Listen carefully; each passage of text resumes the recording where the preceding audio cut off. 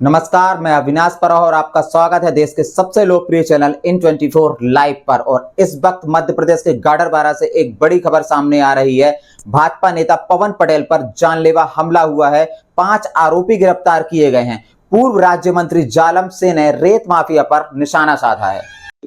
नरसिंहपुर जिले के तहसील गाडरवाड़ा में भाजपा नेता पवन पटेल पर हुए जानलेवा हमले के मामले में पुलिस ने बड़ी कार्रवाई करते हुए अब तक 5 आरोपियों को गिरफ्तार कर लिया है। हाल ही में सागर जिले के देवरी से 3 फरार आरोपियों को भी पकड़ लिया गया है, जिससे पूरे मामले का खुलासा तेज हो गया है। बताया जा रहा है कि 2 अप्रैल की देर रात पलोहा थाना क्षेत्र में पवन पटेल पर घात लगाकर हमला किया गया था, जिसमें उनके दोनों पैर गंभीर रूप से टूट गए।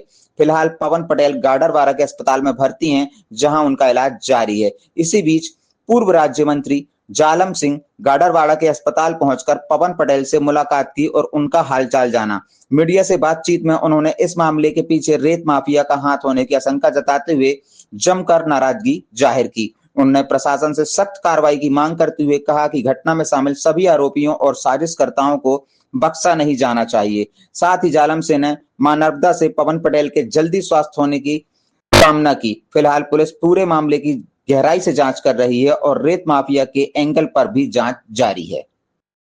आज मैं नर्मदा भक्त पवन पटेल जी को साथ जो रेत माफिया ने हमला किया है और उसकी मैं घोर निंदा करता हूं। पवन पटेल जी मां नर्मदा जी की पैदल परिक्रमा करी है, तो नर्मदा जी के संरक्षण के लिए, निर्मल अविरल बहे उसके लिए, पर्यावरण के लिए लगातार वो काम कर रहे हैं। जो सहयोगी नदियाँ उनके लिए भी वो कर रहे हैं, मैं उनका समर्थन भी करता हूँ। बूझ के मारा है उनको, ये घोर निंदनीय है। और हमारे जिले का ऐसा स्वभाव रहा कि जिले में कोई बाहर का व्यक्ति कभी हावी नहीं हुआ और पूरा जिला एक परिवार जैसा है। जिन लोगों ने उन बाहर के व्यक्तियों को संरक्षण दिया है वो भी घोर निंदनीय, उनको भी पनिशमेंट जरूर मिलने वाला है। ऐसा पूर्व इतिहास हम देख सकते हैं कि हम भले ही कैसे कुछ भी रहे, बाहर के व्यक्ति को जिले में कभी बर्दाश्त कोई नहीं करता। ये उठाईगिर, जो रेत माफिया तो उठाईगिर होते हैं, 2 लाते खाते रहते हैं, देते रहते हैं, उनका स्वभाव होता है। और मैंने प्रभारी मंत्री जी से भी उस समय जब जबलपुर नरसिंहपुर आए थे तो मैंने उनसे बात करी थी। उन्होंने भी उसमें सख्त निर्देश दिए थे कि रेत माफिया के साथ जो घटनाएं हो रही। दूसरा उन्होंने एक और कहा था, जो एनटीपीसी से जो डंपर वगैरह चल रहा है उसमें घटना उस दिन एक पहले हो चुकी थी एक घटना, उसकी बात भी विधायक तेंदुलकर ने रखी थी। तो इस प्रकार से उन्होंने सख्त निर्देश दिए थे कि इन पर कठोर कार्रवाई होना चाहिए, दफा लगना चाहिए। ये अभी हम लोगों को लग तो रहा है, जो अभी उस दिन जिस हिसाब से बात करी एसपी से बोला है, और मैं माननीय मंत्री प्रभारी मंत्री जी से भी बात करूँगा। रेत माफिया कोई भी माफिया हो, रेत माफिया हो चाहे कोई भी माफिया हो, सरकार का और कभी से इनको संरक्षण कभी नहीं रहा।